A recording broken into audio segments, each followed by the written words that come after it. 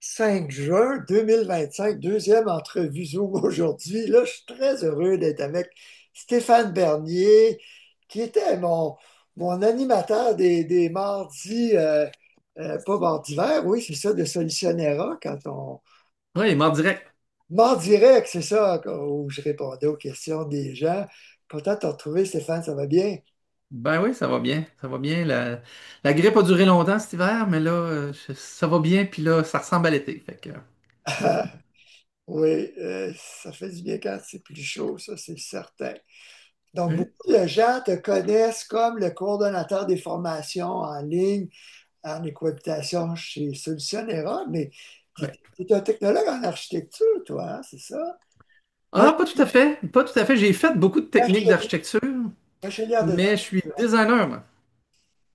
designer de formation, OK. Ouais.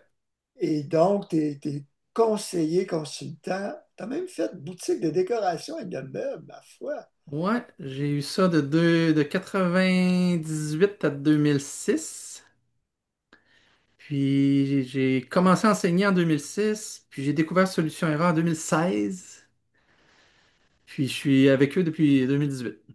Et À temps plein, là, ben, à temps plein, comme employé régulier.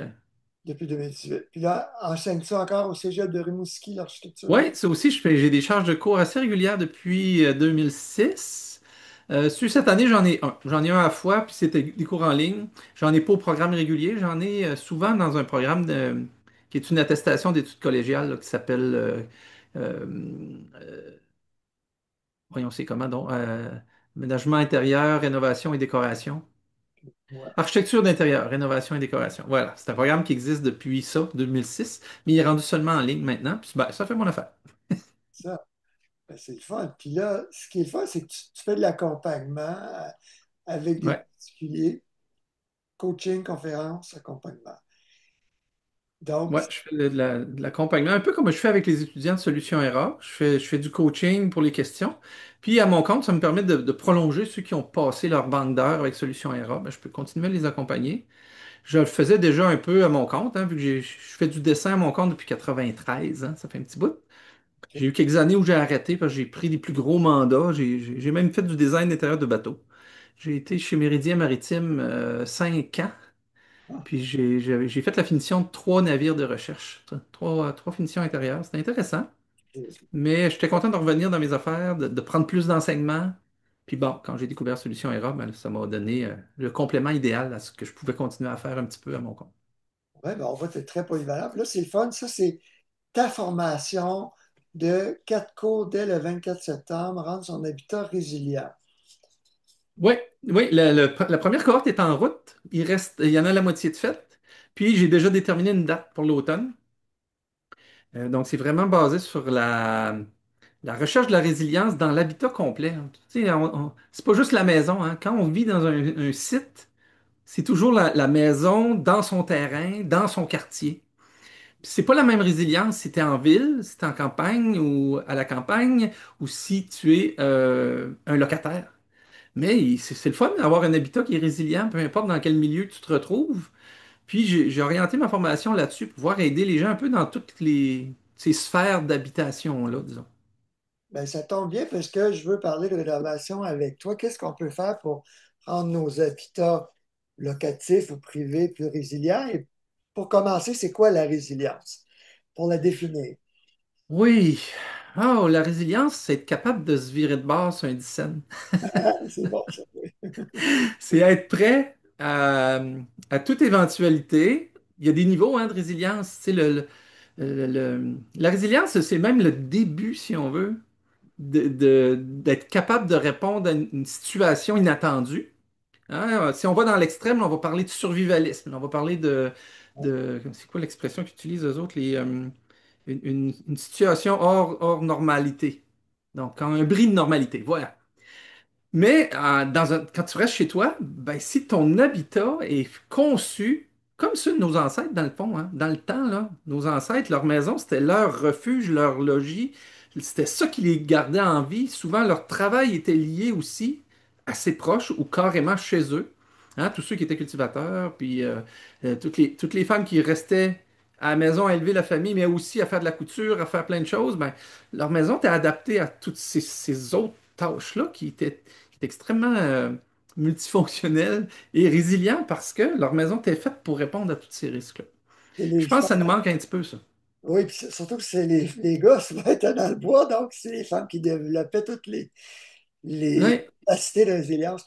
Mais donc, avant de parler des maisons, tu as parlé des locataires, c'est vraiment important cet angle-là, dans le contexte des changements climatiques, de la rareté de logement, des coûts élevés. Le problème aussi que les propriétaires en général ne payent pas les coûts de chauffage, n'ont pas intérêt à rendre les bâtiments exact. résilients au climat. C'est quoi les urgences les plus graves, puis comment les gens vont s'adapter? Les premiers, c'est peut-être les dégâts d'eau qui sont les plus fréquents quand on est locataire, les gros problèmes de Mhm. résilience. Oh là là, évidemment, il y a tous ceux qui n'ont pas la chance d'être sur un étage, qui sont dans un demi-sous-sol ou un sous-sol. Ben, très souvent, ces logements-là n'auront pas été faits pour être à toute épreuve d'humidité, hein. Fait que ça fait déjà une grosse contrainte pour tous ceux qui ont cette situation-là.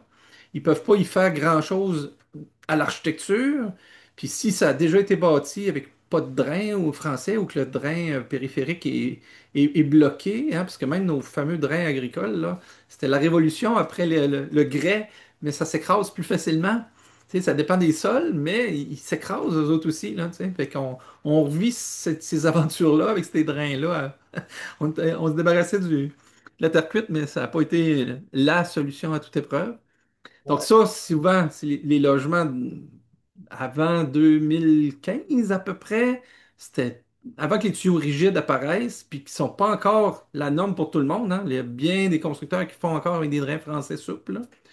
Écrase En tout cas, sur on le. a une solution, mais tu sais, on ne peut pas y faire grand-chose pour ceux qui sont à logement actuellement Ouais. au niveau de la coquille. Tu sais, les locataires, les propriétaires, on voit bien qu'ils ben, ils réinvestiront pas autant que ça dans des problèmes causés euh, parce que la maison n'a pas été faite dans les meilleures conditions possibles pour protéger de l'humidité, par exemple. Ouais. Mais là, s'il y a des problèmes d'humidité chronique à cause d'un drain français agricole flexible écrasé, c'est la valeur du bâtiment là, qui est menacée. Ah Donc, ben oui, ben oui. Puis oui, c'est impliquer les sûr que propriétaires. si les locataires sont informés un peu, ils peuvent essayer d'argumenter un petit peu là-dessus. Tu sais, s'ils améliorent la condition, les conditions de vie de leurs locataires, ils vont les garder, ils vont avoir une stabilité, ils vont avoir une durée de vie au bâtiment, ils vont avoir une valeur au bâtiment, effectivement. Ouais.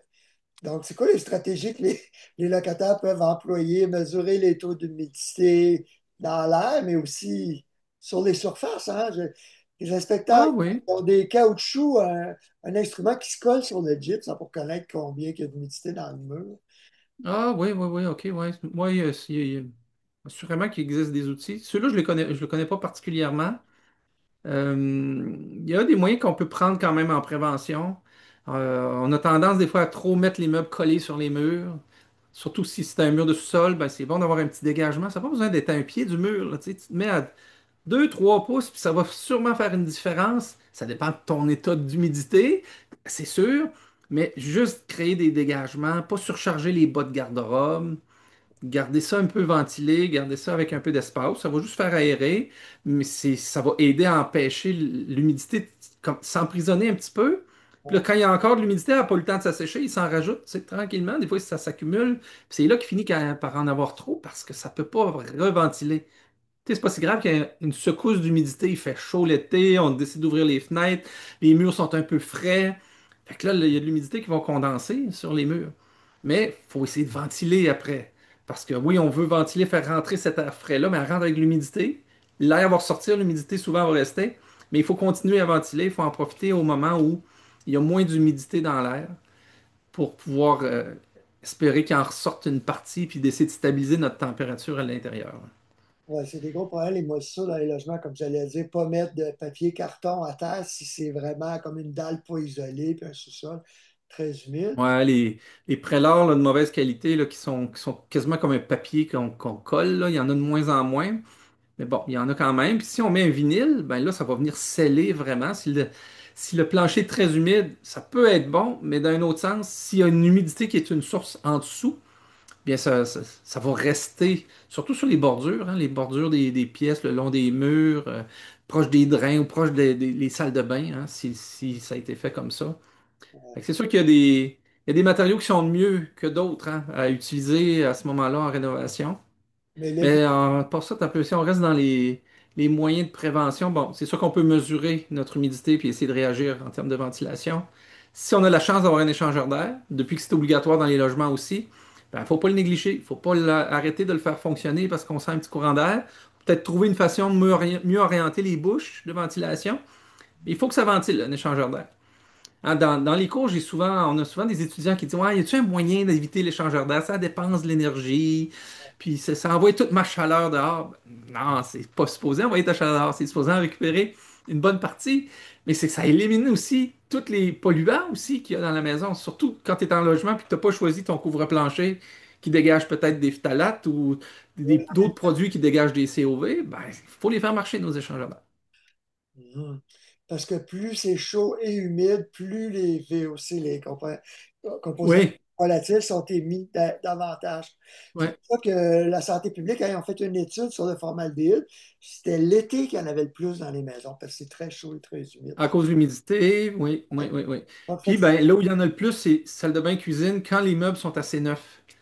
La plupart des armoires pour les logements ne sont pas faites avec des mélamines sans COV, avec du New Green, par exemple, de chez Uniboard. Voilà. Ben, donc, l'humidité va faire dégager ces COV-là plus rapidement. Peut-être ça va prendre un peu moins d'années avant qu'ils en dégagent plus, mais on va être 2, 3 ans, peut-être même 4, à avoir encore une concentration de COV dans ces pièces-là. Donc, faut ventiler. C'est une des méthodes la plus simple, c'est de ne pas rester enfermé, ventiler naturellement par les fenêtres quand c'est possible. On fait attention quand même aux périodes très humides pour pas que ça vienne rempirer si on est dans un sous-sol. Puis évidemment, échangeur d'air si on l'a. Les fans, les hottes peuvent nous donner un petit coup de main, mais c'est vraiment fait concentré. Ça a des débits pas contrôlés, ça n'a pas nécessairement une filtration, hein, ça va juste évacuer. Donc on perd vraiment plus d'énergie avec une hotte ou une fan de salle de bain si on se dit que c'est ça qui va faire sortir l'humidité, par exemple. sauf que convaincre les proprios à mettre un bon échangeur d'air à 2, 3, 4, 5 000 ça doit plutôt Ouais, être dans un ouais, ouais, ouais. Les normes sont pas assez élevées là-dessus. ouais. Mais donc, oui, c'est super important, si tu le dis, de ventiler, c'est 12 mois par année. Peut-être moins quand il pleut pendant plusieurs journées, mais il Mhm. faut déshumidifier également, surtout rez-de-chaussée. Oui, oui, oui, oui. Parce que l'humidité, hein, l'eau qui est dans l'air contient beaucoup de ces particules-là. Si on l'intercepte avant que ça se répande partout, que ça pénètre dans les meubles, les murs, les gyps, bah, c'est aussi bien de l'avoir intercepté dans l'humidité puis de l'avoir capté dans un contenant. Euh, Les poussières, les particules sur lesquelles les produits chimiques se collent, mhm, ils vont être OK, condensés dans l'eau de ouais. condensat. Ça va être plein de Mm. polluants aussi. OK, c'est intéressant. Euh, Je veux juste dire, ouais, personnellement, quand on s'installe, c'est sûr que on, c'est difficile hein, de choisir des meubles pour qu'ils soient moins absorbants à l'humidité ou moins dégagés de COV. Des fois, on ne le sait même pas. Euh, on peut faire quand même attention à nos matelas ou à des tissus. Essayer de vérifier si ces meubles-là qu'on va amener avec nous, peut-être dans un milieu humide, qui n'ait pas un retardateur anti-flamme, par exemple, parce que là, il y en a que, comme tu le sais mieux que moi, qui sont pas sains pour la santé. Justement, je ne sais pas, est-ce que ça a diminué ça un petit peu? Est-ce qu'on achète encore des matelas qu'on ne le sait pas, qui ont des retardateurs de flamme? c'est ça, j'allais dire. Tout ce qui est rembourrage, que ce soit les divans ou les matelas aujourd'hui, c'est du polyuréthane. Il y a systématiquement des retardateurs de fleurs. À chaque fois qu'on se couche, qu'on s'assoit, on les envoie. Ah oui, encore. C'est des perturbateurs endocriniens. Mais ce qui est Ouais. intéressant, puis j'ai un gros dossier là-dessus, puis les cohabitations aussi, c'est qu'ils ont réalisé que c'est une industrie qui a été très payante, mais ça sauvait moins de vies. Surtout qu'il y a moins de gens qui s'endorment avec une cigarette aujourd'hui, là. T'es pas très, très à risque de mourir en t'endormant avec une cigarette. Ah. Et là, on voit qu'à long terme, les perturbateurs endocriniens, dont les retardateurs de flore, c'est ça qui cause plus de maladies et de décès. Donc, avant, les fabricants écrivaient, ça répond aux normes, aux exigences, tu sais, des gouvernements. Là, ils peuvent dire, ça répond aux exigences de la Californie qui permet de ne pas mettre de retardateur de flamme. Ah, OK, OK. Mais moi, ce que je dirais, parce qu'ils sont difficiles et plus coûteux, ces matelas-là, si tu veux payer plus cher, achète un matelas au latex, dans le fond, puis Ah, des vieux divans pas moisis qui sont déjà dégazés, ouais. puis, puis des meubles en bois massif, mais allez pas sabler la peinture au plomb, hein, pour Ah, les oui. vieux meubles, là. Ouais. Ouais. Donc, souvent, acheter d'occasion, si c'est pas plein de moisissure, ça peut être Ouais. meilleur pour la santé. Oui, oui, oui. Il y a tout un marché hein, sur un marketplace ou d'autres, des Kijiji, là, pour pas en nommer juste un. Dans le meuble usagé, il y a des meubles de très bonne qualité, en vrai bois. Puis si jamais il y a une partie de particules, ben ça fait un petit bout là, qu'il n'y a plus de COV. Il y a vraiment des belles trouvailles à faire, là. Même dans les vêtements, là, on a des amis. Oui. On a commencé à acheter les. À Saint-Adèle, il y a beaucoup de gens. Tu sais, n'importe où, il y a des gens qui ont de l'argent, là. Ça achète toujours de la belle guenille. Puis tu trouves. J'ai trouvé un manteau Canuck Ah oui. au 600-800 pièces. Je l'ai payé. Il était à moitié prix, j'ai payé 17,50. Il est comme neuf. Il est comme Oui, neuf. c'est ça. Alors, oui, ma petite frère, c'est Kijiji avant tout. Ça pollue moins aussi à moi de fabrication. Pour finir sur les locataires, quels autres conseils tu donnerais? On veut s'ombrager de l'extérieur. Est-ce que les locataires peuvent faire de quoi? Parce que mettre des rideaux en dedans, ça donnerait qu'à la fenêtre cuit à 40 degrés. Ouais, ben c'est ça. Si le rideau est pâle ou qu'il y a une doublure pâle, ben, tu as quand même une certaine réflexion de l'énergie solaire qui va ressortir, mais l'objet il est touché par l'énergie du bord intérieur de la maison, donc de la fenêtre, donc le rideau va devenir chaud. Donc ça bloque pas tout d'avoir un rideau. Quand on peut bloquer de l'extérieur, ben, c'est mieux. Pour un locataire, c'est difficile encore de rajouter un auvent, de rajouter un pare-soleil. Dans certaines situations, il y en a peut-être qui pourraient s'installer un treillis grimpant, quelque chose pour faire grimper une végétation. Il faut avoir toutes les conditions qui vont avec, hein. Faut être soit au rez-de-chaussée, soit avoir un balcon qui nous permet de le faire pour une partie. Ça Mm. peut être une solution intéressante. L'idée, c'est d'essayer de trouver des moyens de faire de l'ombrage, mais qui vient de dehors. Ouais. Éviter que ce soit de l'intérieur. Ça peut être une des choses. Euh, pour les locataires, il y a aussi un certain risque.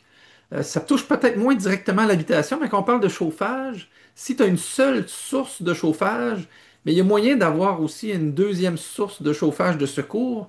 Puis, vu que tu es locataire, ben, tu n'achètes une qui est mobile. Tu achètes quelque chose que tu vas pouvoir partir avec. Il existe des petits chauffages au gaz, au propane, qui peuvent fonctionner avec le gaz de la bouteille de ton barbecue. Fait que si jamais tu as une panne, tu as déjà une bouteille pas loin, tu as un petit système au propane, mais qui doit être connecté à l'extérieur. Il n'en existe pas, là, des systèmes de propane, tu peux brûler en dedans, puis que tu vas respirer un gaz qui aurait consommé en totalité. Je pense que la perfection n'existe pas à ce niveau-là.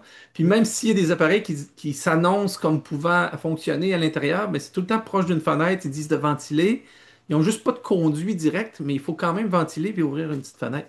Fait que tant qu'à ça, tu en choisis un qui a un tuyau que tu peux connecter sur une fenêtre ou quelque chose comme ça. C'est un petit peu plus extrême, mais c'est de la résilience dans le confort, dans notre... ben, on le voit, il y a des pannes un petit peu plus souvent dans certaines régions, plus que d'autres aussi. Je pense que c'est pas une mauvaise idée de penser à ça aussi quand on est locataire. Tu m'as envoyé des liens de produits. Donc, un produit de chauffage portatif au propane Ouais. connecterait sur un élément. Il y a une compagnie qui s'appelle. J'ai pas préparé Ne ma note l'enverrai de pas cours à après, côté. il n'y a pas de mémoire, c'est pas grave. Ouais, il y en a quelques-unes. Euh, on va te trouver ça, ça sera pas bien long, tu vas voir. Pour revenir à l'ombrage, ça me fait penser quand j'étais à Côte-des-Neiges avec ma blonde à la fin des années 80. On était au troisième étage dans la côte de Walderton. C'est comme entre, entre les rues Goyer et Barclay où les Jamaïcains se tiraient dessus, les dealers. Puis à côté du sanctuaire du Mont-Royal, les millionnaires d'Outremont, on avait un bel appartement avec vue sur l'ouest. Donc on cuisait en été, on avait des énormes fenêtres.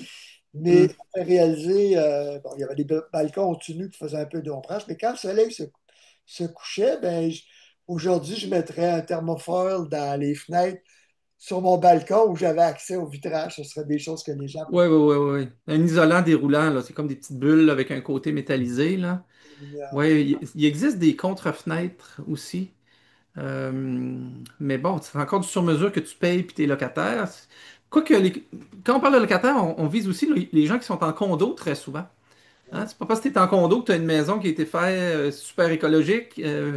Des fois, tu as les mêmes conditions physiques, quasiment le même environnement en type de matériaux, de qualité de construction, sauf que tu es propriétaire.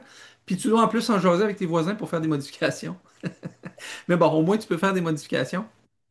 Mais en tout cas, je voulais juste le souligner parce que ça inclut tout ce monde-là. On s'adresse à tous ceux qui sont dans un petit appartement, finalement, dans des multilogements. Puis c'est écologique être en multilogement. Donc, ça reste en partie une bonne solution. Il faut que le reste soit là, la qualité de l'air puis les bons choix de matériaux. Ben, j'ai deux compagnies qui font ça, des petits propanes avec des sorties. Il y a la compagnie Martin. Ils ont vraiment toutes sortes de grosseurs de systèmes. Il y en a des petits pour la pêche, puis il y en a des plus gros qu'on fixe au mur puis qu'on peut faire un trou. Puis il y a Dynaglo. Ça s'écrit avec un Y. Dynaglo. Eux autres, ils ont toute une série de gammes. Puis ça ressemble à une belle plainte au gaz, au mur. C'est quand même joli. Tu vois la flamme. ZYNAGLO, Exact. Il y a un tiret entre Dyna et Glo. Puis il ça, peut y en c'est avoir d'autres, là. ça, c'est le produit de Martin. Non, c'est deux compagnies différentes. Et puis c'est quelque chose de portatif qu'on peut porter avec nous si on a Oui, il y en a qui sont portatifs ou c'est juste accroché au mur. Si tu peux avoir un trou qui sort direct puis tu le vois pas, ben, tu vas l'accrocher au mur, tu vas voir ton trou directement. Mais ils ont tous des modèles avec des tuyaux aussi. donc produit martin.ca. Ouais. OK. Oh, site web en construction. Fait qu'ils ne sont pas visibles en ce moment. Mais c'est pour le camping, c'est ça. OK. Ouais, les petits. Les petits, mais il y a vraiment des modèles de maison là, qui vont se promener dans les prix 500 $. OK. DI. Martin, ils en ont à 1200 là. C'est vraiment plus gros. Tu as des puissances un petit peu plus fortes. OK. Tu vas avoir du 11 000 BTU, par exemple, là-dedans, là. OK. Puis Du Dyna. 8 000, du 11 000, du 20 000 BTU. OK. Donc le radiateur Dynaglo, on le voit ici. Il y en a qui sont électriques. On les a ici. Juste pour voir. Blue Gas Family. Ouais, C'est du gaz. ouais. Tu n'as quasiment pas le choix, hein. Si tu veux avoir un système de chauffage d'appoint puis que tu es en logement, que tu es dépendant de l'électricité, il faut que tu ailles dans quelque chose au gaz qui est flexible. Donc, si tu peux avoir la chance d'avoir quelque chose qui se branche ta bonbonne de gaz de barbecue, Ouais. c'est à peu près la meilleure chose que tu peux avoir. Il y a plein de petits systèmes de survie, là, des cannes que tu mets, comment ça s'appelle, ce petit gaz-là qui est supposé ne pas sentir rien, mais que ça fait de quoi pareil. Euh, Butane? Non. peut-être le butane. Il y en a un qui c'est en gel, là. Il y avait une petite mode là, de petits foyers décoratifs là, que tu mettais du gel, puis ça brûle doucement. En tout cas, bref, ça prend des sorties d'air. Ça prend quelque chose qui est une sortie d'air, aussi bien d'avoir de quoi d'homologué, de quoi qui a une certaine puissance, puis tu le traînes, puis ça te fait un appareil quand tu déménages dans un autre logement. Puis... Ben ouais. Si on parle des propriétaires d'une maison unifamiliale, ce serait quoi les mesures de résilience les plus fréquentes, les plus urgentes habituellement? Ben, celles qui sont par. Moi, je m'en étais classé par ordre de prix ou d'impact, hein, de risque monétaire, là, si on le fait pas de la bonne façon. Oui, La première, c'est l'erreur, en fait, de passer à faire des travaux de sous-sol sans avoir réglé tout ce qui est humidité ou isolation de ta structure. Hein, il y en a qui vont aménager le sous-sol, ils vont le finir avec des divisions, puis il y a une infiltration d'eau à quelque part, une petite craque quelque part. Non, non, tu peux pas faire tes travaux tout de suite. Le plus gros de tes coûts que tu risques de faire pour rien, c'est de finir un sol si ta fondation, ton drainage, si t'es pas déjà dans du sec puis dans du solide, ben, il faut que tu commences par régler la structure avant de faire une finition à l'intérieur. Fait que, première chose, c'est ça, vérifier que le sous-sol est en bon état, qu'il n'y a pas d'infiltration d'eau. S'il y a une pompe à mettre, parce que des fois, il y a eu une infiltration d'eau, il faut creuser, il faut casser le béton, il faut mettre une pompe, il faut avoir quelque chose qui est étanche avec un couvert, il faut mesurer le radon. Hein, s'il y a du radon, puis qu'on a fait nos divisions, on a fait notre finition, ben, il faut défaire une partie de la dalle pour réussir à ventiler. Au moins, au minimum, hein, un trou, puis réussir à mettre un tuyau puis une succion. Mais c'est quand même, si c'est de l'imprévu, ça risque d'être à un endroit où tu es obligé de démolir plus que tu pensais, là. Donc, évidemment, la planification, avant de faire une finition tout seul, c'est de s'assurer que la structure est bonne. Puis ensuite, ben, dans le sous-sol, on peut choisir plein de choses quand on a la chance de le faire pour que ce soit résilient, que ça résiste à des petites infiltrations d'eau ou que tu puisses les voir. Hein, tu peux voir tes infiltrations si ton plancher, tu le fais en béton poli, scellé.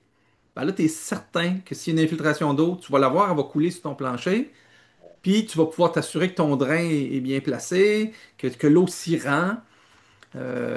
Puis, bah, de contrôler, d'au moins de voir dans un premier temps, ça c'est important. Il y a aussi les divisions. Hein, quand on fait les divisions, il y a un principe en construction qu'on essaie d'éviter d'avoir du bois qui touche directement à du béton. C'est ça. Mais dans le sous-sol, c'est la même chose. Lorsqu'on construit nos divisions, il vaut mieux faire les divisions sur un matériau qui s'appelle Dexil, qui est du plastique recyclé produit au Québec, Deksil, je pense. Textile, TACK. C'est noir, c'est des petits blocs qui se permettent de ventiler le dessous des murs de division. Ouais, Puis Textile. on peut le faire manuellement. On pourrait utiliser tout simplement des retailles de styrofoam d'1 pouce, puis se faire des petites tranches, laisser un petit passage de temps en temps pour que s'il y a de l'eau, ben, que l'eau puisse passer sous les divisions plutôt que de monter, grimper, s'accumuler. Ouais, Ouais. c'est exactement ça. Ça, c'est vraiment Donc ça, c'est des petits intéressant, mais ça blocs. peut prendre 3/4 de pouce, je pense, d'eau, quelque chose comme ça. Ouais, Euh, ouais, ouais. mais en même temps, il y en a qui diraient, est-ce que c'est moins cher de mettre juste des montants d'acier? Oh, là, on a de l'acier qui touche le béton. Ça fait aussi une certaine corrosion. Je pense pas que ça dégage rien de nocif dans l'air. Parce qu'il y a Ça va des quand même empêcher l'eau de passer. ça va sécher s'il y a des gars d'eau. Ça, tu sais, ça peut empêcher l'eau de passer.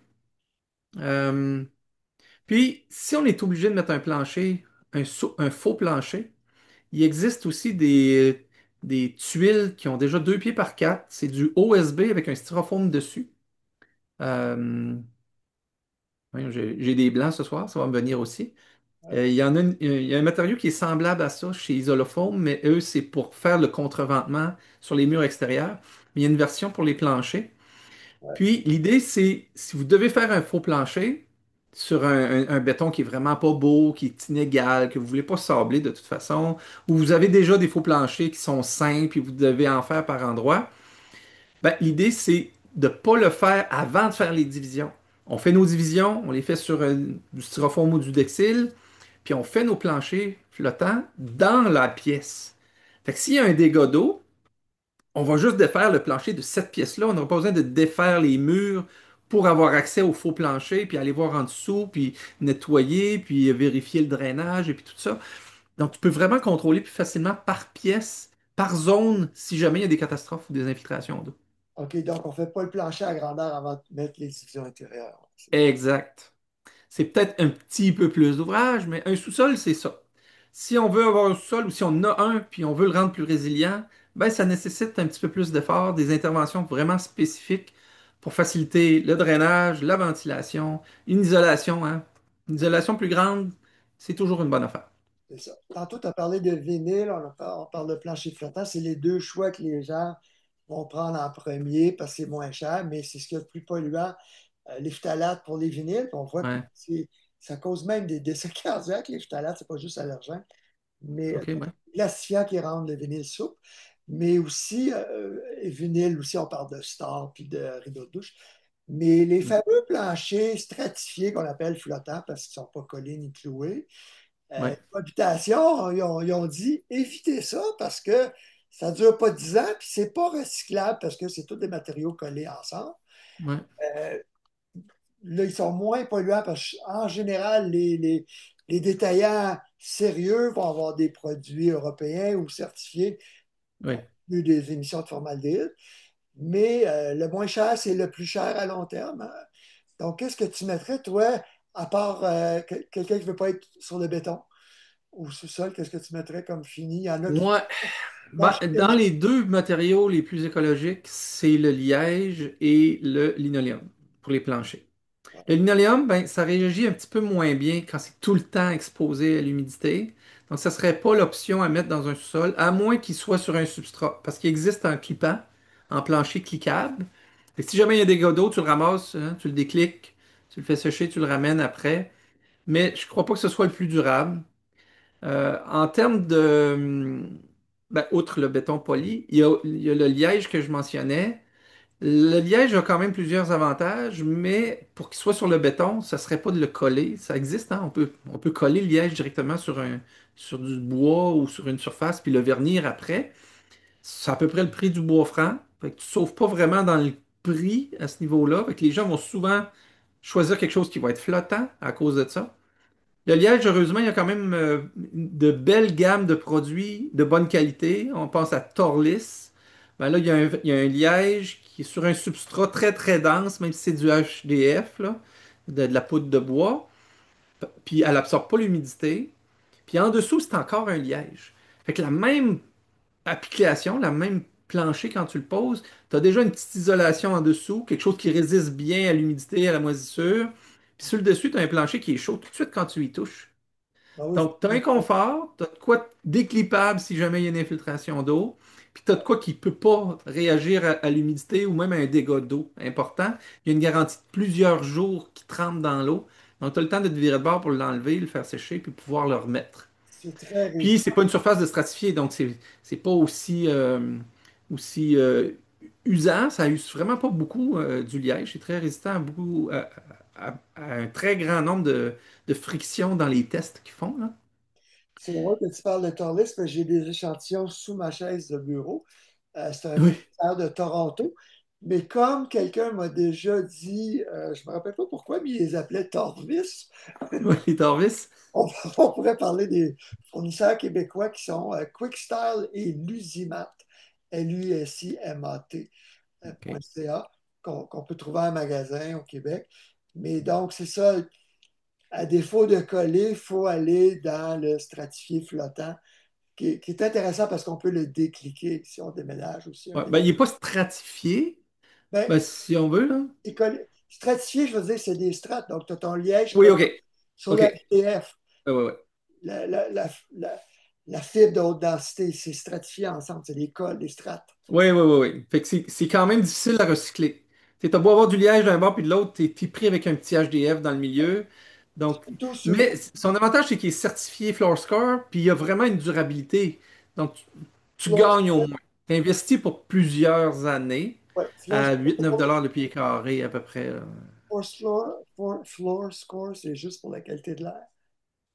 Ouais, il y a ça. Je me demande s'il n'y a pas deux certifications, celui-là. Vite fait de mémoire comme ça. Sinon, pour un plancher, qu'est-ce qu'on a d'autre comme option dans un sous-sol? Juste Il y aurait évidemment la céramique. avant de parler de céramique, je veux te dire, moi, j'ai de la tuile de marmoléum, le linoléum Oui, de oui, oui, oui. marmoléum de Forbeau, le plus gros fabricant au monde. Pour le sous-sol? Moi, j'ai mis ça dans ma salle de lavage direct sur le béton, OK. avec leur colle à eux à base d'eau. Mais évidemment, il faut expliquer quand est-ce que tu peux le faire. J'ai un sol à l'extérieur, j'ai pas d'argile, c'est super drainant avec des gros cailloux. Je suis beaucoup plus haut que le lac parce qu'on est au bord de l'eau. Quand ça déborde, c'est très loin de ma maison. J'ai 2 pouces de polystyrène sous la dalle extrudée, puis j'ai une membrane WR Meadows, ou comme ça prévoit, une membrane épaisse en dessous, puis sur les fondations. Donc, c'est pas une coque de bateau, mais pas loin. Mais malgré ça, c'est quand même humide, hein. C'est ça, c'est quand même humide, c'est jamais parfaitement étanche. On a 100 becquerels par mètre cube de radon, donc pas besoin de ventiler, mais c'est la limite de l'OMS. Le Canada, c'est 200. Alors même un sol bien construit va être humide, peut avoir un petit peu de radon, donc il faut toujours monitorer notre affaire. Puis il y a un chercheur de la SCHL, Jim White, qui était là, sommité, il a co-consul le canadien, il m'avait dit, mets-en un déshumidificateur, même si ça fait du bruit, ça coûte de l'électricité. Hmm. Même si c'est un bon sous-sol, après 10 ans, je l'ai mis, puis on le fait marcher tout l'été. Ma blonde dort en bas, puis elle a son bureau aussi. Donc, elle fait marcher. Mais Oui, oui, au niveau c'est du sage, matériel, c'est une prévention, puis c'est jamais trop sec. On n'arrive jamais finalement à rendre un sous-sol trop sec. non. Mais Puis, voilà, ben, je suis on sûr que va. dans ton cas, c'est ce qui a fait que ton marmoléum, il est bon résistant. Tu une salle de lavage, tu pas une salle d'eau avec une douche, tu marches une pied tout mouillé, puis Oh, que oui, c'est ça. si tu mouilles, ça sèche, tu mouilles, ça sèche. J'imagine que ta salle de lavage est quand même un peu plus tempérée ou Ouais. moins dans des écarts d'eau, là. Ben, on déshumidifie. Ça fait 27 ans qu'on est là avec le marmot Oh, qui est en très bel état. Mais j'ai des sondes d'humidité au plancher, derrière la laveuse, puis derrière le oh, chauffe-eau qui est juste à côté, adjacent, sous l'escalier de la cave. Donc, si ça coule, ça va couper l'entrée d'eau. Ça, c'est Aquastop de la compagnie québécoise Système Give. Give et fait que c'était un 500 à peu près très bien investi parce que c'est ça, tu ne veux pas de dégâts d'eau. Euh, ouais, ouais, ouais, ouais, ouais. donc, oui, la céramique au sous-sol, ce serait un Ben autre. oui, c'est sûr que c'est froid si ton plancher n'est pas chauffant. Tu vas le sentir plus froid. Ce qui est mieux que la céramique, puis c'est québécois, ça serait l'ardoise. Souvent, ça a une image de grand luxe, là, mais l'ardoise a une plus grande capacité que la céramique à accumuler l'énergie. Donc, l'ardoise au soleil, ça accumule plus d'énergie. C'est une pierre naturelle, c'est pas importé, t'as pas un coût de transport ni un impact écologique élevé pour ça. Donc, ça a plusieurs volets intéressants. C'est foncé. Donc, ça donne pour un sous-sol un côté chaleureux. Il y a moins de soleil, c'est sûr, dans un sous-sol, mais tu as quand même un effet plus feutré. Hein, c'est mat, en plus, la plupart du temps. Donc, ça peut être une belle solution pour les planchers. Mais beaucoup de maisons ont des rez-de-jardin. J'ai un ami à Saint-Sauveur qui fait Oui, ça, moi, de justement, plus en plus. base au sous-sol. Oui, c'est très bien. Ouais, c'est une belle Et solution de sous-sol, ça. Tu n'es pas complètement dans un sous-sol, donc tu ventiles mieux, tu as souvent plus de lumière. Ouais, quand tu as cette option-là ou cette chance-là. ouais, de euh, ventilation. Mais c'est combien au pied carré? Parce que la céramique, je ne sais pas, à partir de 2-3 le pied carré jusqu'à 20-30 là, mais ouais. quand est-ce que c'est quand même plus dispendieux qu'une céramique moyen de. Ouais, c'est plus dans le prix des céramiques moyen haut de gamme. OK, Quand même, moyen de gamme. OK, Parce que les ardoises qui coûtent vraiment le plus cher, c'est celles qui sont importées, OK. quand même. Tu sais, puis souvent, ça va être le look du très très nuancé. Ben, au Québec, on a de l'ardoise un petit peu plus monochrome. On peut quasiment avoir une ardoise uniforme au Québec. Ouais. Un peu comme dans les oasis. Je sais pas si tu te souviens, as-tu vu les oasis Des semaines, euh, Spaceman, ouais. Eastman et du Spiceman? C'est très très très régulier comme couleur, comme texture. Les joints sont très petits, très fins. C'est confortable aussi. Fait que c'est bien. Je sais que l'ardoisière, ils ont leur mine à ciel ouvert. C'est une mine qu'on appelle l'ardoise en Nouvelle-Écosse, mais est-ce qu'il y en a au Québec, l'ardoise? Oui, c'est Glendine. C'est dans le Témiscouata, je pense. Glendine, je pense qu'ils le prononcent à l'anglaise. C'est avec Ouais. un Y. Oui, oui, oui, c'est vrai, j'ai déjà parlé Ils d'eux. font des dalles, des blocs, des tuiles, des parements extérieurs de murs. Il y en a une partie qui a été utilisée aussi pour l'extérieur de l'Oasis. Ça venait de Euh, Glendine, OK, donc c'est québécois. oui, oui, oui. OK. Ah, ben, ça fait longtemps que je leur ai parlé, là. Je vais les relancer. C'est bon. Euh, à l'extérieur, la résilience, parle-moi un peu du terrain, puis des toitures. Ah, ben, toiture, si on touche encore au bâtiment, ben, c'est sûr que le bardeau d'asphalte, hein, il n'y a pas une belle image dans le milieu écologique. Mais c'est tellement plus répandu, plus facile de trouver quelqu'un qui va faire ça. Pourtant, on devrait y réfléchir parce qu'on va le refaire, même si c'est garanti 25-30 ans, c'est très rare qu'on peut le faire durer jusqu'à ce temps-là. Puis, on va refaire notre toiture 2 ou 3 fois pendant le temps de possession de notre maison. Alors que si on fait la tôle une fois, ben, on va la refaire on va la financer une fois. On n'aura pas besoin de la refinancer dans 20 ans au prix du financement dans 20 ans, puis de la valeur de l'argent dans 20 ans. On va l'avoir fait 20 ans en arrière ou 40 ans en arrière, tu sais. Ouais. Donc, mais c'est une sortie d'argent un petit peu plus grande au début. Mais C'est le ce qui fait métal, qu'on va encore malheureusement dans le bardeau qui résiste moins à la grêle, qui résiste moins au vent, puis qui va faire des petites granules dans l'eau, dans les gouttières, puis quand on récupère notre eau de pluie, ben ça fait un contaminant de plus, là. ouais. Mais le métal, il y en a plusieurs sortes. On ne parlera pas du cuivre qui coûte la peau des fesses, mais de l'acier, c'est plus que le double, c'est plus que deux toitures d'asphalte, comme coup. Ouais, il y a une certaine époque que c'était ça. Depuis la pandémie, c'est un petit peu plus que deux fois le prix d'un toit d'asphalte. Euh, Donc, si on pense garder la maison, quoi, au moins 30 ans, ça vaut la peine de mettre du métal? Parce qu'on n'aura pas besoin de refaire la toiture une deuxième fois, puis on va avoir à peu près le même prix, effectivement. Mais parce qu'il y en a beaucoup d'asphalte qui durent moins de 15 ans. Hein. Ah oui, oui. Ouais. Oui, oui, oui. Mais c'est plus sont plus rares celles qui étaient en carton à l'intérieur. Donc, on a quand même une qualité un peu meilleure pour sa composante à l'intérieur.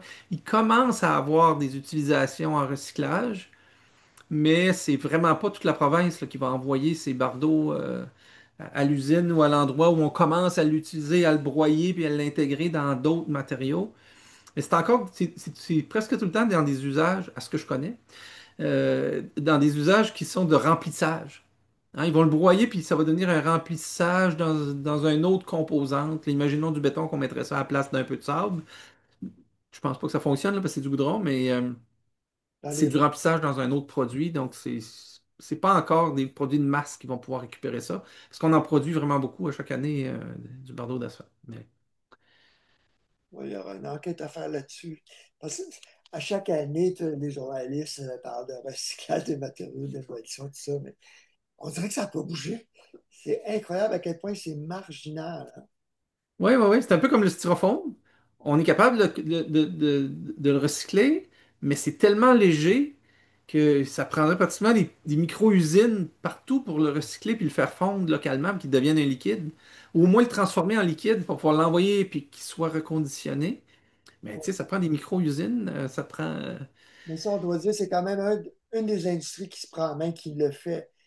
Il y a Ouais. une technologie ouais, avec des solvants à Montréal, puis les gros fabricants comme Polyform et autres commencent à recycler. Les PVC, les fenêtres de PVC qui commencent aussi de plus en plus à l'être. Il existe vraiment une filière de recyclage des fenêtres de PVC, là. Au Québec, Oui, c'est d'ailleurs un des étudiants de Solutions Error qui me disait ça. La filière existe, elle est toute là, mais il n'y a pas encore le réseau de rapatriement des fenêtres comme ça. Ça se retrouve encore dans les plastiques au travers des autres ou les PVC dans les tas de montagnes de PVC dans les centres de tri, puis c'est retourné en même temps que d'autres choses plutôt que vraiment être orienté puis ramené.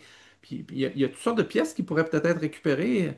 Il y a du métal qui est intégré là-dedans pour tous les mécanismes, les charnières, les loquets. Tu sais, c'est encore des matériaux qui sont composés de plusieurs matériaux d'origine, hein, du fer, du PVC, du verre, des caoutchoucs, des cols. C'est pas évident à recycler puis à décomposer puis refaire de l'argent avec ça. Après, il y a beaucoup de main-d'œuvre puis de manutention. Fait que c'est sûr que c'est pas évident de passer à l'étape du recyclage. Mais là, plus ça va, plus on s'éloigne de pouvoir se dire, ben, je vais faire des fenêtres en bois d'abord. Et la différence de prix est tellement grande.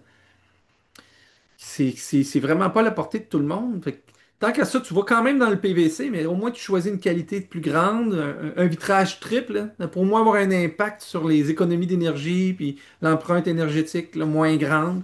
Tu vas mettre une fenêtre plus performante, au moins. Je pense qu'il faut aller un peu vers ça.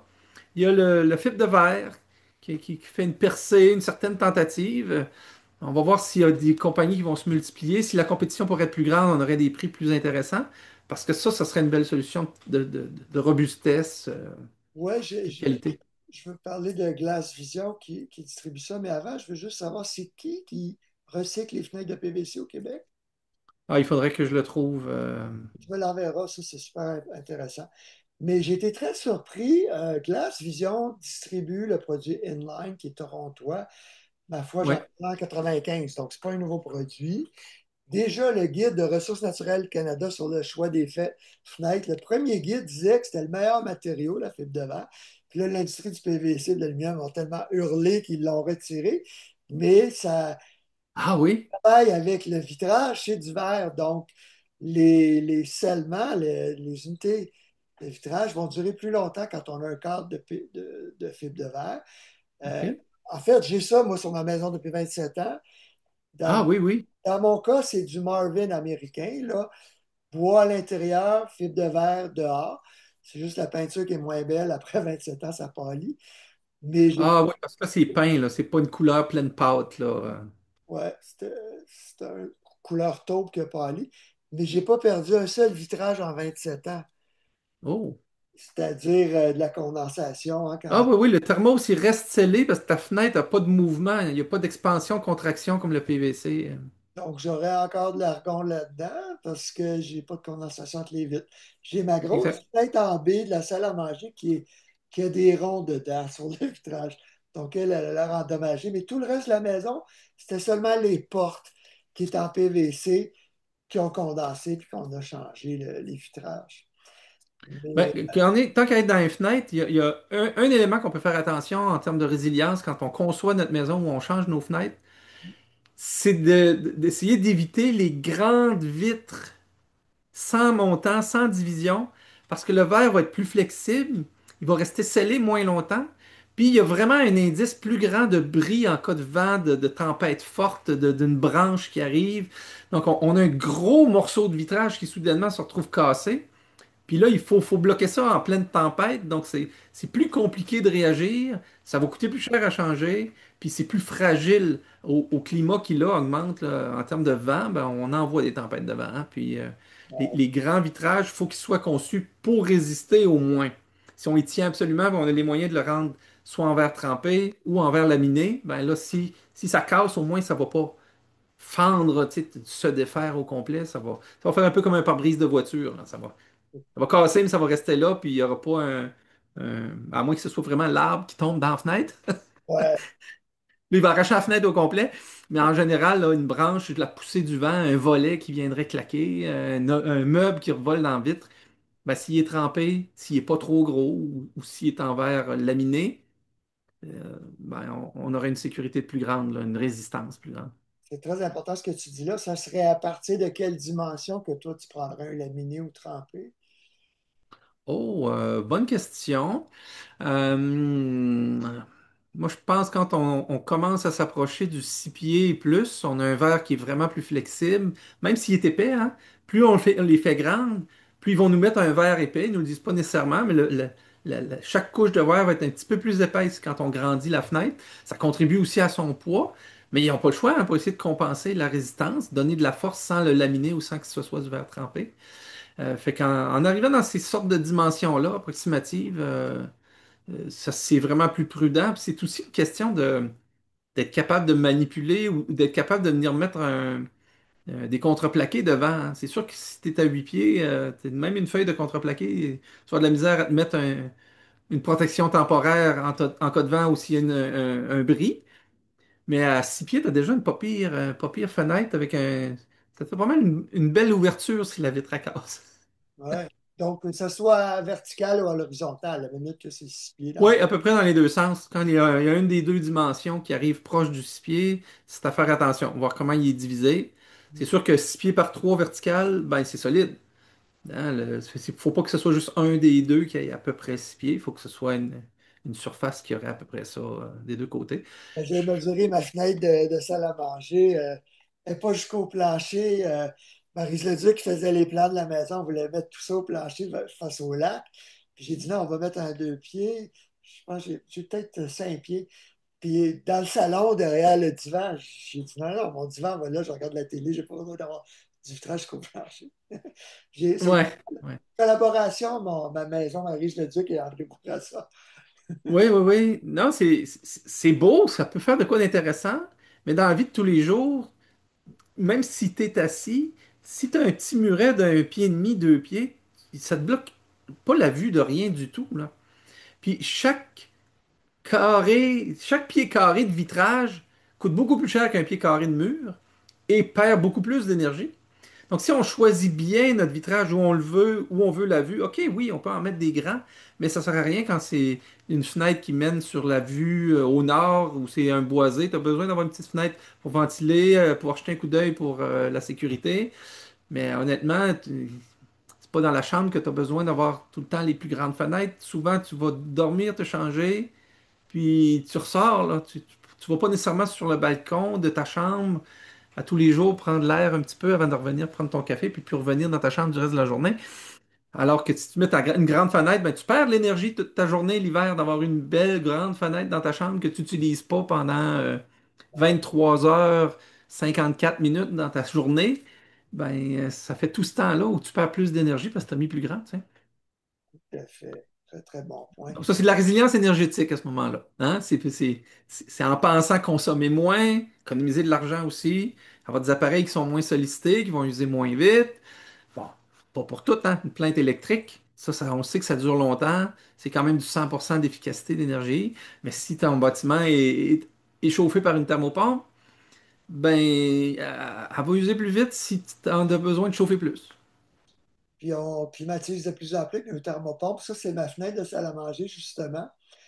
Puis j'ai eu l'idée, vu que je peux ouvrir les fenêtres latérales, j'ai eu l'idée de poser un store d'aluminium vénitien à l'extérieur, donc blanc. Quand on a des canicules, ça c'est à l'est, donc le matin, j'ouvre ma petite fenêtre, je descends mon store pour la journée. Et puis dans le salon, tout récemment, j'ai rajouté un Coolaroo. Connais-tu les Coolaroo?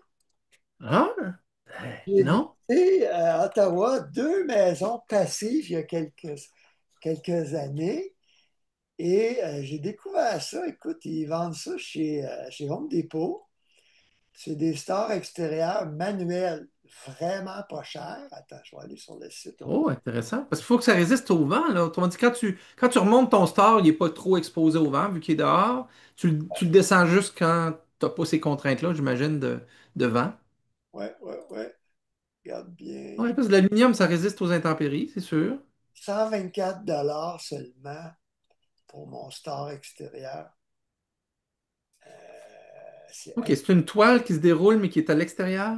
Oui, alors je me mets dans mon escabeau côté lac, je monte sur une marche, la première marche de mon petit escabeau, puis là j'ai accès à mon manche manuel, puis je descends ça juste les jours de canicule, là.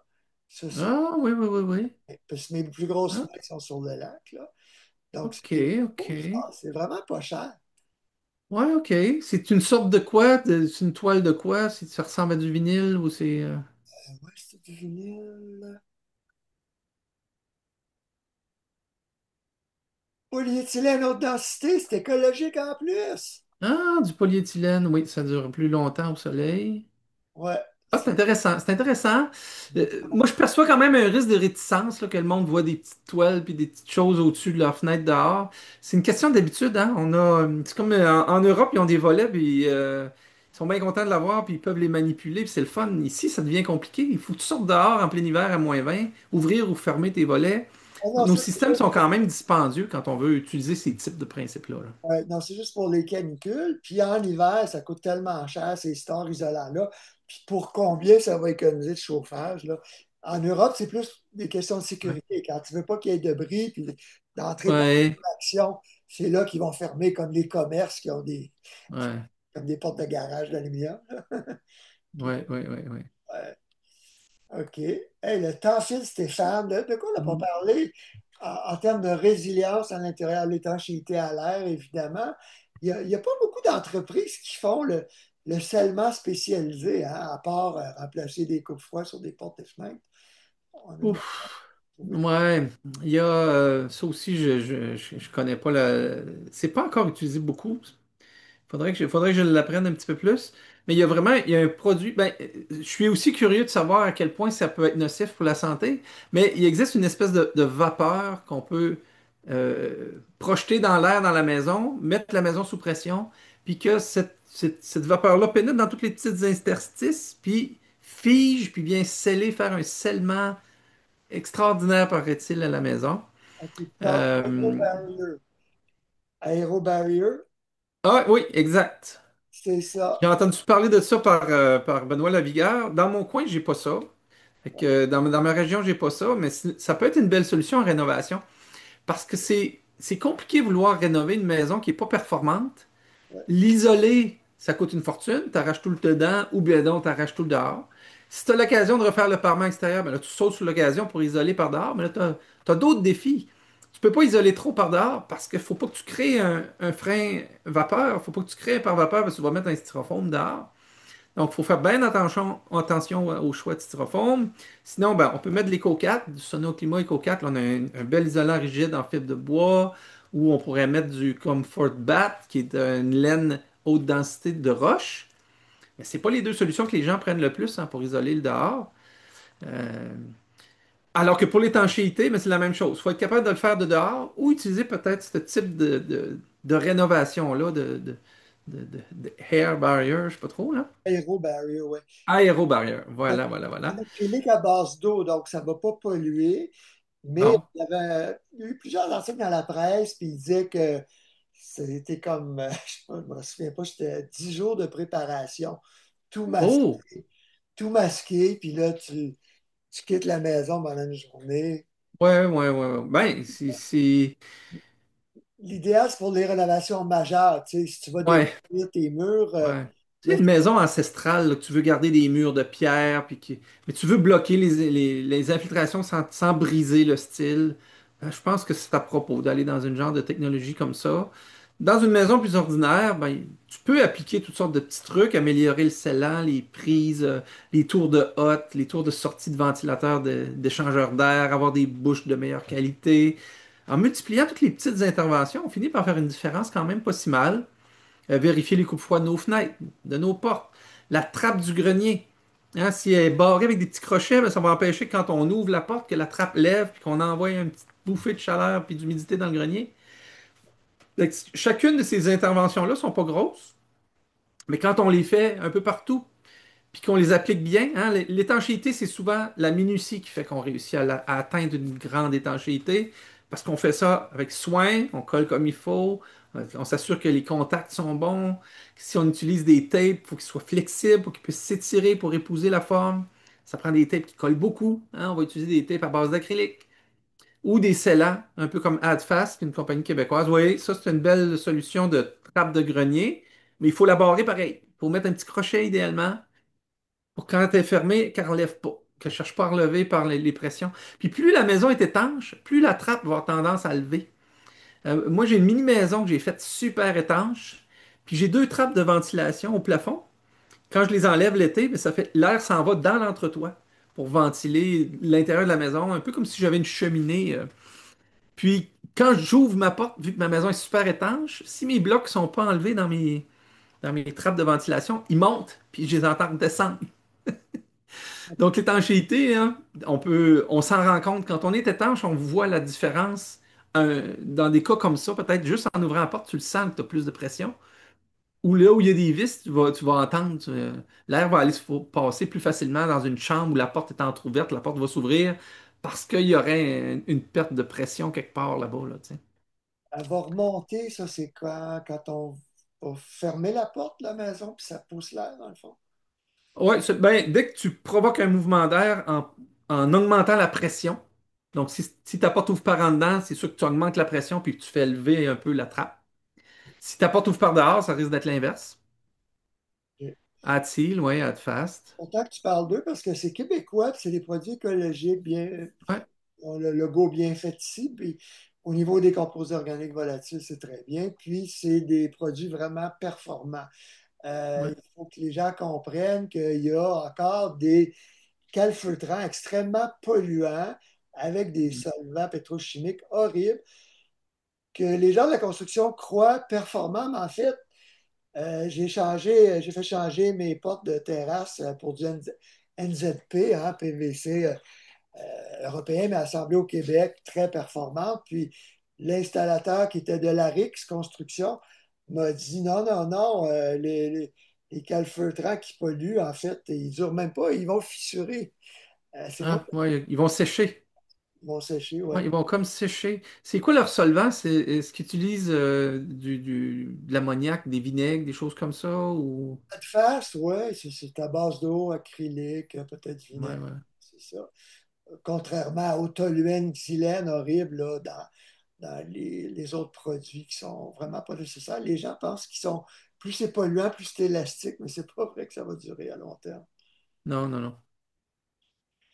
Bon, ben, en conclusion, une dernière recommandation de résilience. Oh, ben, une résilience externe. La gestion de l'eau est importante à plusieurs niveaux. On voit encore des inondations dans les villes, puis très souvent, ben, c'est dû à ce qu'on a trop scellé nos surfaces. Donc, chacun chez nous, on peut faire notre part. On peut essayer d'avoir au moins des gouttières qui restent qui envoient l'eau sur notre terrain plutôt que dans notre pavé de stationnement qui coule dans la rue, puis qui contribue avec tous les voisins à additionner une masse d'eau dans la basse ville puis l'inonder, hein, en mettant le pire. Puis en plus, quand on regarde notre eau, c'est tellement bon pour nos végétaux. Créer des petites mares, créer ça prend 2 jours quand tu crées une mare pour qu'il y ait des grenouilles. En ville, peut-être moins, mais moi ici, c'est ça. À toute fois que je fais des travaux, ça arrive instantanément. Autrement dit, la biodiversité va où il y a de l'eau. L'eau, ça attire la vie. Puis si on la regarde chez nous, ben, on nuit pas aux autres en plus. On va favoriser la croissance de nos plantes, donc aménager en paliers plats plutôt qu'en grande pente, hein, faire des niveaux, puis en profiter pour aller faire des bassins, des mares à ces endroits-là, jouer avec les végétaux qui vont protéger du vent, qui vont absorber aussi les surplus de chaleur, au lieu de dégager hein, de l'asphalte.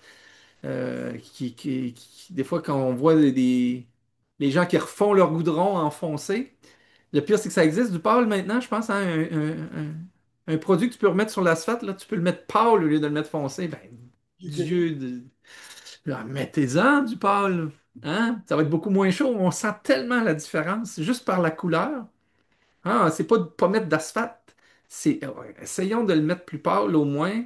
Sinon, les pavés unis, ça peut être intéressant. Donc, tout ça. À l'extérieur, il y a encore vraiment beaucoup de choses qu'on peut faire qui vont aider à la résilience, mais la gestion de l'eau, c'est important. L'écoulement de l'eau, la garder chez nous, l'amener dans les périmètres, à s'assurer qu'il n'y a pas de pente qui amène l'eau vers la maison, mais qu'il y a toujours une petite contrepente. Même sous les galeries, hein, le sol se compacte les premières années. Puis des fois, on met toutes ces gales, puis sur les galeries, on crée un creux, il y a de la neige, le vent l'amène, au printemps, ça va fondre, ça va couler vers la fondation. Il faut penser un petit peu partout. Ouais, gestion de l'eau, je pense que puis on le voit hein, en observant puis en regardant notre terrain. C'est pas tellement difficile de voir où sont les zones où il y a trop d'eau, où l'eau commence à créer une petite rigole. Donc, je pense qu'en observant, on pourrait aussi améliorer ce côté-là à notre profit. Puis à celui-là, ben, peut-être de la biodiversité puis de pas nuire en plus. Ben, je trouve ça très poétique que tu me parles de grenouilles puis pas nuire aux voisins, effectivement, puis de profiter pour nourrir la vie sur notre terrain, de concentrer l'eau, l'utiliser à bon escient. Ça fonctionne en ville aussi. Quand tu as de l'eau et tu as de la biodiversité, tu n'as pas d'infestation, tu peux gérer ton gazon aussi de façon écologique en ayant une polyculture de gazon. Hein, pas une seule essence végétale dans ton gazon, mais d'en avoir trois ou quatre. Ouais. Même si tu n'aimes pas le trèfle, il y a moyen d'avoir un gazon écologique en ayant plusieurs sortes de graminées dedans. Puis ça vient Il y a peut-être- encourager la biodiversité qui vont se compétitionner au lieu qu'il y en ait un qui vienne ravager, prendre toute la place, puis Chez nous, nuire au système. j'ai du thym serpolet qui fait des belles petites fleurs roses, là, puis tu marches dessus, ça sent le thym, c'est merveilleux. Oui, en plus. J'ai deux hauteurs de trèfle parce que quand on l'achète la première fois, on ne réalise pas, là. Je pense que Ah, ouais. le blanc qui est plus court que le rouge, là, qui est plus à ton. Ouais, ouais, il y a du micro-trèfle aussi, là. Le micro-clover, qui est utilisé pour faire les greens, là, les greens de golf. Ben, on peut mettre ça dans notre terrain au travers. Tu sais, c'est des petits parapluies qui protègent le sol contre trop de soleil, qui gardent un peu l'humidité, puis Ça s'appelle comment? Microchlorure? Le micro-clover. Clover. Ouais. Clover, c'est trèfle en anglais. OK. Ouais, je te le prononçais en français. Puis Ah, dans l'Est du Québec, moi, je côtoie pas des anglophones à longueur de journée. ça, moi, je dis Glendyne, puis Clover, je viens de Beaconsfield. Ah, c'est ça. Ouais. Hey, Stéphane, c'est le fun. Tu m'as tellement souvent animé que ça me fait plaisir d'être ton animateur qui pose des questions et qui commente un peu. Ben oui, c'est le fun, c'est le fun. Fait que, écoute, sur ce, on va recommander aux gens de s'inscrire pour tes formations d'automne. Sur le site encore, c'est quoi l'adresse? Oui, ben c'est simple, c'est écoconception.ca. Tout n'est pas encore débloqué, mais bon, vous pouvez aller sur le site, vous pouvez prendre il y a un petit document que je vous offre gratuitement. Fait que si vous le téléchargez, ben, automatiquement, vous allez recevoir mon invitation à la prochaine formation à l'automne. Ah, merveilleux. Ben, merci encore de tes précieux conseils, puis je te souhaite un bel été, pas trop de bébites puis de grippe. Oui, oui, oui. Ah, on a une année très forte en canards et en oiseaux. J'ai énormément d'hirondelles autour, là, fait que ça agrémente. Et puis de ce temps-ci, là, ils se préparent à pondre et à faire leur petite famille. Fait que, il y a beaucoup d'activités. Ah, mieux, ça c'est inspirant, oui. Puis s'il y a une plus grande conscience globale à utiliser moins de pesticides autour de la maison, Ouais, on va en avoir encore plus de ces ouais, ouais. belles petites bestioles. Ouais, j'ai cette chance-là. Toi aussi, hein? On a tous les deux une chance d'être proche d'un milieu naturel. Puis dans la nature, on voit tellement tous les avantages que je ne retournerai pas. Mais bon, s'il faut que je retourne travailler éventuellement en ville, ben j'irai. Mais là, j'en profite, hein, le moment présent. Exactement. Ben, à la prochaine, mon cher Stéphane. Bon été, là. Parfait. Merci. Salut bien.